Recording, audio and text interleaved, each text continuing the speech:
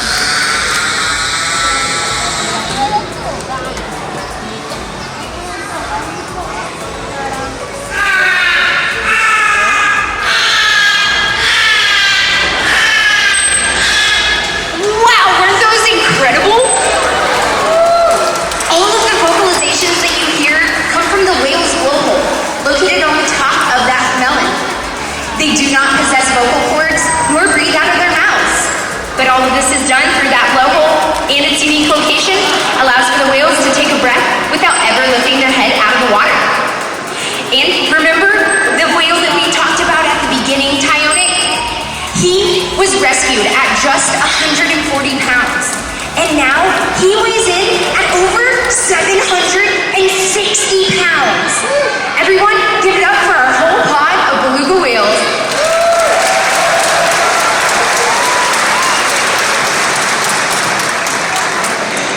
Now, engaging our animals not only physically, but also mentally is such an important part of how we care for them each and every day, right here at SeaWorld. We've learned that it's through our mutual love of play that we're able to build these bonds, connections, and relationships that in turn can last a lifetime. We're able to provide this world-class care through a variety of interactions, or what we call sessions. The very most important type of session focuses entirely on an animal's health care, and these are called husbandry behaviors. A husbandry behavior can be anything from asking our whales to line up so that we can look over their whole body, to maybe even opening their mouth so we can examine inside, and even presenting their tail flukes to us for a blood sample. All of this is done to make sure that our animals are in the best possible shape. Now, another session we do with our animals that is my personal favorite is a playtime session. And these are crucial in building those very unique bonds with our whales. So, now our trainers and animals will give you just a small glimpse into how special these relationships can truly become.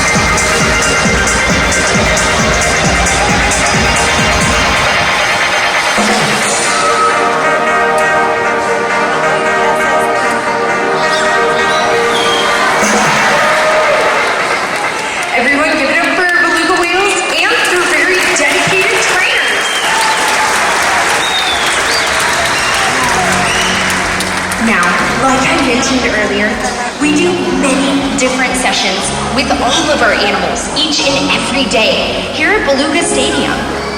Another session that we do is called an exercise session.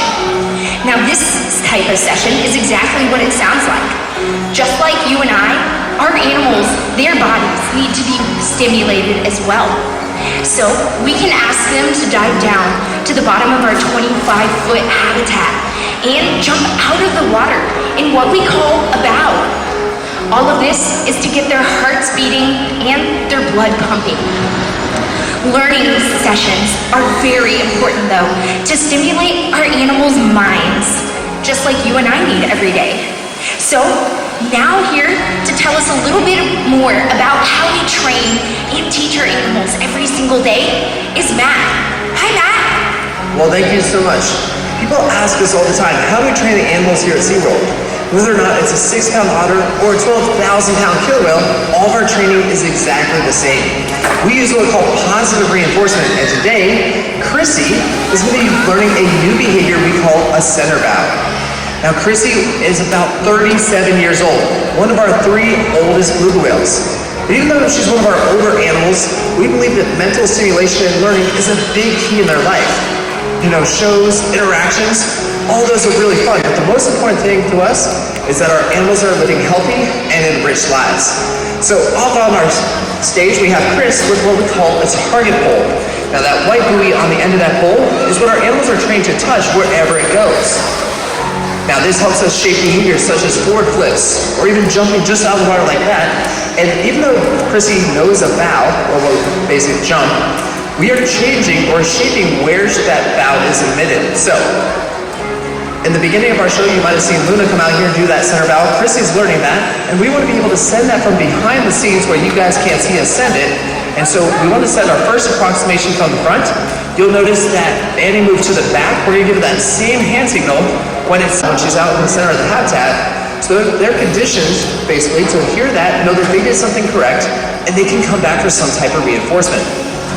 Now, you may or may not know, SeaWorld San Antonio is actually accredited by the Association of Zoos and Aquariums.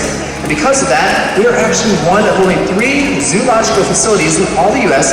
that cares for a very special species we call the Pacific White-sided Dolphin.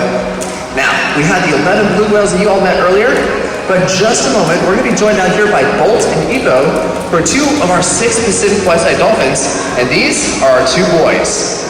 Ipo is 8 years old, whereas Bolt is 13 years old, and he was born in this very habitat.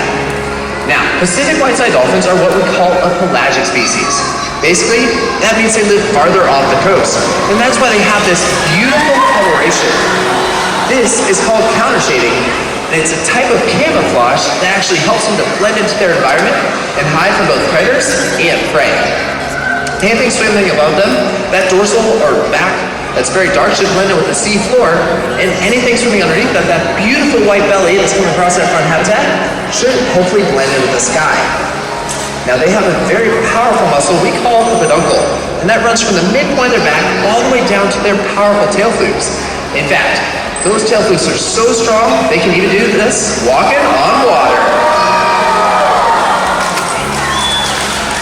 Now earlier we talked about the beluga whales and their amazing vocalizations. Those vocalizations earn them the nickname the canaries of the sea.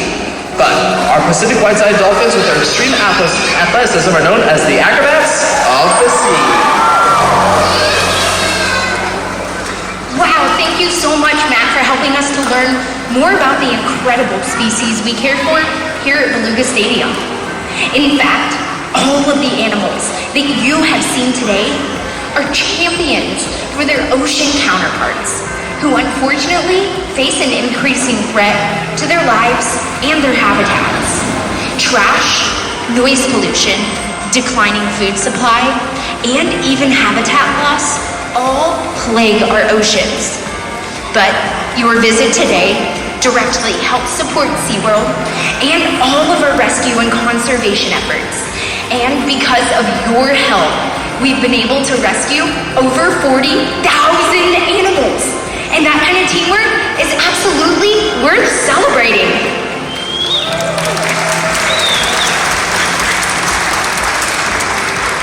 Now that you've had the opportunity to learn about all of the animals here in our care, I would like to invite you to enjoy in their wonder as we welcome back our powerful pod of Pacific white-sided dolphins.